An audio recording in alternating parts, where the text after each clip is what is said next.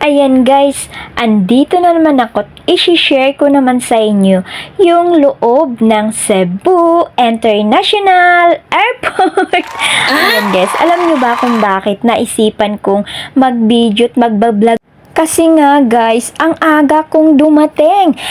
Imagine, 11 AM nandito na ako sa Cebu International Airport at yung flight ko is hapon pa. So ano namang gagawin ko?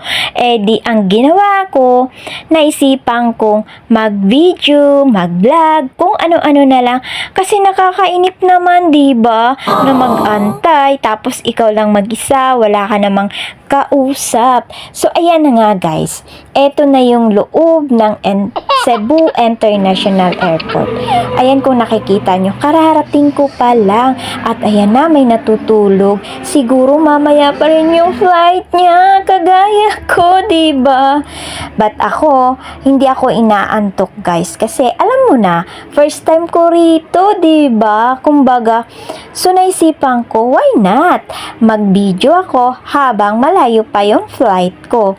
So ayan na nga guys, eto na. Kung nakikita nyo ang daming mga tinda, 'di ba? Mga souvenir, pero alam nyo na pag sa airport, ay nako, sobra ang mahal ng mga bilihin at saka alam nyo na marami ako pera.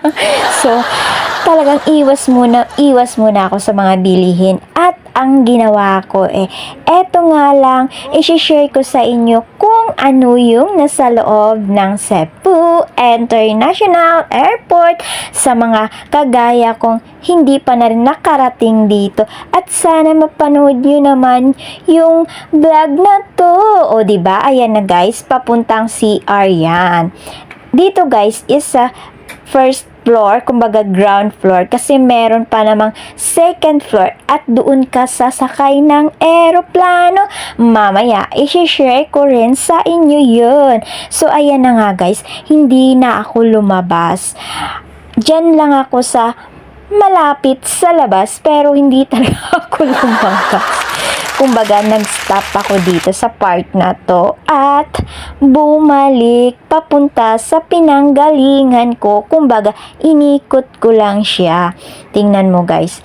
O, ayan, binidyohan ko. Sabi ko, ay nako, ang layo pa ng aking flight. So, ang haba-haba pa talaga ng aking pag-i-standby dito. So, ayan na. Bumalik na ako. Papunta kung saan ako galing. Kung napapansin nyo guys, madilim yung video. Talagang ganun. Hindi ko alam kung bakit. Pero, yun na talaga By the way guys, hayaan nyo na kung madilim. Ang importante na i-share ko sa inyo yung loob ng Cebu International Airport. Ayan guys. So, babalik ako sa aking pinanggalingan. Kung baga, inikot ko siya, dumaan ako pa right side, diba? O, ayan, tingnan mo. Maraming foods talagang. Kung may pera ka, ay nako, parang gusto mong bumili. But, sa sinabi ko na sa inyo, andito ako para lang mag-tour. Sabay ka na. O, eto na yun guys. Kung nakikita nyo, ayan, maraming nagpicture dyan. So, syempre, ako naman, naisipan ko, oh, why not? O, diba? So, ayan na. Nagpa-picture ako dyan. Kung nakikita nyo, na-post ko na yun Kasi nga, na-late upload ko to. Pero, okay lang yun, guys. Kasi, alam nyo na, busy sa work. So, ganun talaga. At etong part na to guys, paakyat na tayo sa taas. O, ayan na. So, naisipan kong umakyat na sa taas guys. At doon na lang mag-antay. Kasi nagtanong ako sa guard nun kung pwede na bang umakyat. Sabi niya, oh why not? Doon ka mag-antay. At eto na nga yun guys. Dito, marami ding nag-aantay. So, ayan yung mga nakaupo dyan. Mamaya na rin yung flight nila. So, ako naman, hindi muna ako umupo. Kumbaga, tiningnan ko muna kung ano yung sa taas. O kung nakita nyo, o ayan na. Nag-video na naman ulit ako. Ganun naman talaga ako guys. Para naman, kumbaga, kompleto yung pagpunta ko rito. Ayan na. ayan yung pinaka papunta na naman doon sa right side. Diba? Nung sa baba is sa right side din ako. So, eto naman, nung nasa second floor ako, sa right side din ako. Kumbaga, iikutin ko lang din siya, guys. Para naman makita ko yung buong second floor. Ganon din naman siya, guys. Walang pinagkaiba doon sa baba. At etong part na to, guys, is eto yung gitna. Kumbaga, pwede rin bumaba dito yung mga tao galing dun sa labas at diretsa na sila dito. Tingnan mo naman, guys. O diba, ang ganda. So eto na yung part na dito yung mga taong galing sa labas na diretso na sila sa kanilang check-in time. So ayan na, guys. Kumbaga nag-video lang ako ng konti at ayun na. Pupunta na tayo kung saan ako mag-check-in. Yes! Kasi nakalagay dun sa screen na pwede nang mag-check-in. So, ayan na, guys. Mag-check-in na tayo para naman makaupo na at makapag-video na ulit. Sabay ganun. Hindi, guys. Para naman hindi tayo maiwanan ng eroplano, diba? Mas maaga, mas maganda. So, ayan na, guys. Eto na yung part na papasok na tayo doon sa check-in. So, ayan na. Papasok na tayo sa loob. So, ayan na, guys. Nakapasok na ako.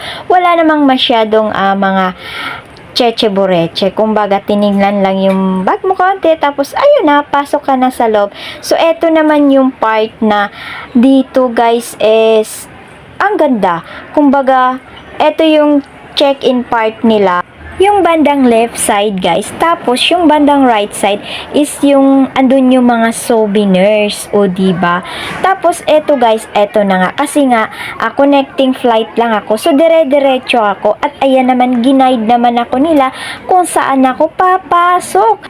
Pero bago pumasok, guys, binidyohan ko syempre yung baba. Kasi parang wala lang. Gusto ko lang siyang makita kung ano yung pag nasa taas ka. O, diba? Ang ganda. So, ay, ganito pala. Pag nasa taas ka, makikita mo yung baba na ganon. Alam mo naman talaga ako. Mahilig akong mag-video. At pagkatapos nun, guys, ayan na.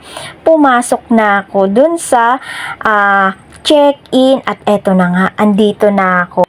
Kung nakikita nyo, guys, marami nang nakaupo kasi marami nang nag-aantay sa mga flight nila. Tapos habang ako'y nag-aantay pa rin, inikot-ikot ko muna ng konti yung loob ng taas. Kumbaga, kasi magkaiba yung side na yun kanina at eto, 'di ba? Kasi pa-check-in na to, kumbaga palabas na to papunta kung saan ka pupunta. O, ayan na, guys. Ang ganda talaga dito, guys. Hindi nawawala yung mga souvenir items na pwede kang bumili. Tapos, eto na yung mga pasahero na nag-aabang sa kanilang flight. At eto na nga ako. So, nakaupo na ako dito na part. At kita mo naman, nag-video pa rin ako, di ba? Ganun talaga ako, guys. Ewan ko ba? Basta, at sa part na to, guys, ayan na, sasakay na tayo ng eroplano. Kasi mag-o-open na yung gate para sumakay. Kung nakikita nyo, ayan, diba? Nakatayo na. At ako naman din ay tumayo na para pipila na rin. So, gusto ko magpasalamat sa inyo, guys, sa panunood. At magpapaalam na ako sa inyo. At na-share ko yung Cebu International Airport sa loob, guys. Kaya maraming salamat sa panonood.